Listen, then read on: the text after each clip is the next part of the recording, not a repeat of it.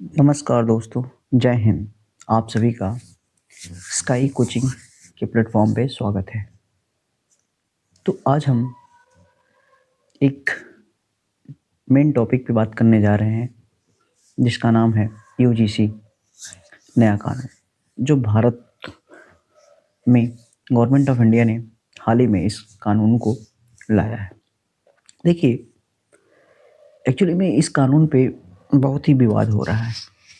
लोगों ने दुनिया भर के अप्रोच और बहुत सारे फैक्ट को अपने हिसाब से इस लॉ में क्या किया है, मेंशन किया है।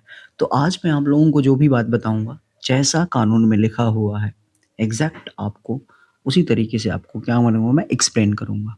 इसमें कोई भी मिर्च मसाला और कोई भी वो नहीं होगा, और कोई भी बायसनेस नज़र नहीं आएगी आपको। जो कानून में लिखा हुआ है उसी को हम डिस्कस करेंगे यहाँ पे, और आप सभी को मैं इस प्लेटफॉर्म पे आपको सारी की सारी इन्फॉर्मेशन एज इट इज़ दूंगा जो गवर्नमेंट ऑफ इंडिया ने उसको अप्लाई किया। देखिए, ये कानून में मुख्य 20 पॉइंट्स है जिसको मैंने पूरी तरीके से पढ़ा है, तो मैंने स्टडी करी है, मैं उसको बता रहा हूँ आप लोगों को। देखिए, इसमें मेन जो है, इसका जो सबसे पहला पहला पॉइंट ये है कि इस कानून को 13 जनवरी 2026 से लागू किया गया। सबसे बड़ी बात है, इसका मेन खास मोटिव क्या है, इसका उद्देश्य और जो मोटिव है आपका, वो है शिक्षा में समानता और भेदभाव खत्म करना है। एक्चुअली में ये लागू क्यों हुआ? आज से कुछ समय पहले आप लोगों ने देखा होगा कि एक रोहित बेमुला वाला केस आया था, और 3-4 और केस थे जो एससी और एसटी से रिलेटेड कुछ कैंडिडेट के साथ मिसबिहेव था, जो कुछ लोगों ने किया था। और उस मिसबिहेव की वजह से उन बच्चों के साथ बहुत ही बुरा बर्ताव हुआ, जिसकी वजह से उन लोगों ने क्या कर लिया था, सुसाइड कर लिया था। और भी बहुत सारे बड़े-बड़े केसेस थे। तो इस केसेस को देखते हुए सुप्रीम कोर्ट ने ये मामला सुप्रीम कोर्ट गया। सुप्रीम कोर्ट ने यूजीसी को क्या दिया, नोटिस दिया, और उनको बताया कि आपने जो अब तक आपके यहाँ जो भी रूल और लॉ चल रहा है, ये पर्याप्त नहीं है। आप अपने यहाँ पे कुछ रूल में चेंज करिए, कुछ ऐसा बनाइए जिससे सबके लिए क्या बेनिफिट हो। तो उसी के बेसिस पे यूजीसी ने 1-2 साल रिसर्च किया, और उसके बेसिस पे पूरा वो रिसर्च करने के बाद वो ये कानून बनाया है। अब इसमें क्या कानून में मुख्य बात है, तो देखिए, इसमें क्या है, सभी संस्थान में इक्वल अपॉर्चुनिटी या इक्वल अपॉर्चुनिटी सेल अनिवार्य कर दिया गया है। इसमें क्या है, देखिए, सबसे पहले समझिए, इसमें एससी, एसटी, ओबीसी, महिला, दिव्यांग के अधिकारों की सुरक्षा की बात की गई है। अब बहुत सारे इसमें लोग ये बता रहे हैं, जैसे स्वर्ण जो जातियाँ हैं उनसे लोग आ रहे हैं, उनको इसका विरोध कर रहे थे। देखिए, इसमें एससी और एसटी तो ठीक है, ओबीसी की वजह से आने की वजह से जो स्वर्ण जातियों में इसमें विरोध ज़्यादा हो गया। लेकिन इसमें जो महिला और दिव्यांग लिखा गया है और भी कुछ चीज़ें तो बताइए, महिला तो किसी भी कास्ट की हो सकती है, वो अपर कास्ट की भी हो सकती है, वो किसी भी कास्ट की हो सकती है। दिव्यांग तो जनरल भी हो सकता है, ओबीसी भी हो सकता है, एससी भी हो सकता है, एसटी भी हो सकता है। तो इसमें ये कहीं भी नहीं लिखा हुआ है कि सिर्फ और सिर्फ ये ओबीसी वालों के लिए है और एससी एसटी वालों के लिए। इसमें दिव्यांग और महिला की भी बात की गई है। ठीक है। तीसरी बात, इसमें आप शिकायत कैसे कर सकते हैं? ऑनलाइन और ऑफलाइन दोनों कर सकते हो। इसमें एक इक्विटी कमेटी बनाई जाएगी, जिसमें इस इक्विटी कमेटी में आप क्या कर सकते हो, शिकायत कर सकते हो। इसमें जो कमेटी होगी उसमें जो 10 मेंबर होंगे, उस मेंबर में इसमें कहीं भी ये रूल और प्रावधान नहीं है कि कौन किस जाति का आएगा। तो इसमें जो मेंबर में कोई भी कहीं का हो सकता है, और मेंबर में जो भी होगा वो ऐसे नहीं कि कहीं से भी उठा लिया जाएगा। इस मेंबर में बनाया गया है कि जो सबसे हेड होगा इसमें, वाइस चांसलर होगा, उसमें सीनियर फैकल्टी मेंबर होंगे, उसमें स्टूडेंट भी होंगे, और स्टूडेंट मेंबर में भी वो मेंबर नहीं होंगे जो किसी जाति के हों। वो जो इक्वलिटी में बिलीव करते हों, स्पोर्ट्स में हो, उनका एकेडमिक रिकॉर्ड अच्छा होगा, बहुत कुछ सोच समझ करके ही उन 2 स्टूडेंट को भी वो किया जाएगा उसमें। फैकल्टी मेंबर को भी देख समझ करके उसमें जो सीनियर होगा, मोस्ट सीनियर होगा, उसको रखा जाएगा। साथ ही में जिस जगह पे ये यूनिवर्सिटी है, आपकी जो भी यूनिवर्सिटी होगी, उसमें जो सीनियर जो मेयर होगा या कोई बढ़िया और जो सामाजिक कोई लीडर होगा, जिसमें उसका होगा मतलब कोई जो सामाजिक इक्वलिटी में बिलीव करता होगा, उसको भी उसमें बनाया जाएगा। और फिर उसमें और भी मेंबर्स होंगे जो कि आप समझ सकते हो। इतनी बड़ी कमेटी होगी तो उसमें ऐसा तो नहीं है कि, तो इस तरीके से वहाँ पे भी कोई भी ये नहीं है कि किसी जाति का विशेष और ये होगा, इसमें कुछ भी कोई भी होगा। बेसिक मोटिव ही है इसका क्या है कि हर तरीके से जो आप कह सकते हो कि इक्वालिटी आए, मेन ध्यान रखा गया है इसमें।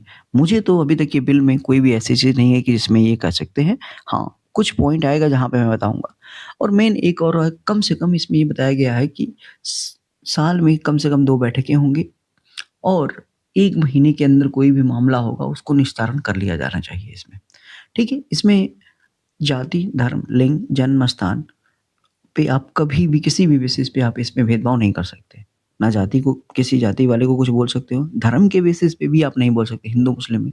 लिंग, अब लिंग में तो सभी आ जाएँगे भाई, जनरल भी आ जाएगा, ओबीसी आएगा, एससी-एसटी है। तो यहाँ पे जनरल को भी एक बेनिफिट है कि आप किसी महिला को आप कुछ नहीं बोल सकते, वो महिला चाहे जनरल की हो चाहे कहीं की हो। जन्म स्थान, किसी की कहाँ से आया है, किसके उस पे आप नहीं टिप्पणी कर सकते, ये सब नहीं कर सकते।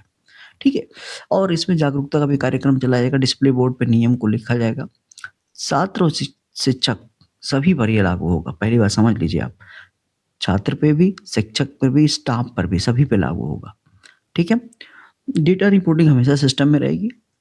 समय सीमा के अंदर कार्रवाई की जाएगी। कानूनी सहायता भी ली जा सकती है इसमें। एनजीओ क्या, वो प्रशासन का सहयोग लिया जा सकता है। ये सारा काम यूजीसी की निगरानी में होगा और नियम न मानने पर फंडिंग रोक ली जा सकती है और मान्यता भी रद्द हो सकती है। इसके फायदे क्या-क्या हो सकते हैं? पहली बात, फ़ायदा ये हो सकता है कि छात्रों को सुरक्षा, समान अवसर, जातिवाद कम, बेहतर शैक्षणिक का माहौल, महिलाओं और दिव्यांगों को संरक्षण और मानसिक तनाव कम होगा। नुकसान क्या हो सकता है? तो देखिए, नुकसान यही हो सकता है कि फर्जी शिकायतों की आशंका हो सकती है, ठीक है? आपको प्रशासनिक बोझ हो सकता है, शिक्षा में डर हो सकती है और रिवर्स डिस्क्रिमिनेशन की आपको प्रॉब्लम आ सकती है। ये चीज़ संभावना में हो सकता है। अगर इसमें मेन अगर देखा जाए तो इसमें और लोग इसमें क्या यूज़ कर सकते हैं, कुछ चीज़ें ये हो सकती है कि आप इसका दुरुपयोग कर लें। बट बेसिकली सबसे बड़ी दिक्कत अगर अगर हो रही है इसमें जातिगत की, भाई सवर्ण के लिए ये हो गया, तो सबसे मुद्दे की बात ये हो रही है कि भाई प्रावधान उनके लिए क्या प्रावधान बनाया गया है?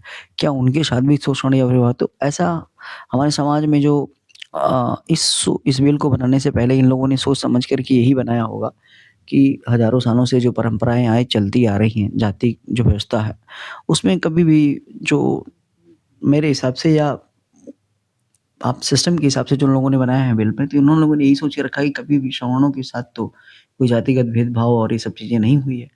तो उसी के बेसिस पे इन लोगों ने उनको इस फ़ील्ड में नहीं रखा, लेकिन उनमें महिलाओं को रखा गया क्योंकि महिलाओं के साथ ये मिसबिहेव और ये सारी चीज़ें हो रही है। तो अभी तक किसी तरीके से मुझे तो इस बिल में कोई ये नहीं लगा जिसको इतना ज़्यादा बनाया जा रहा है और ये सारी चीज़ें हो रही, किसी के वीटो मुझे तो नहीं लगा अभी तक।